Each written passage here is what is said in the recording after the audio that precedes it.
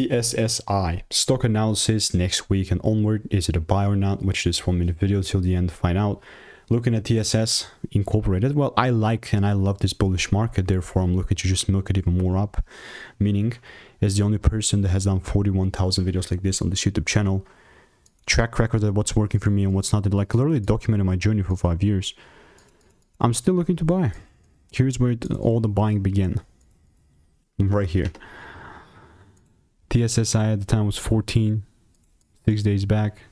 This is like the 15-minute chart.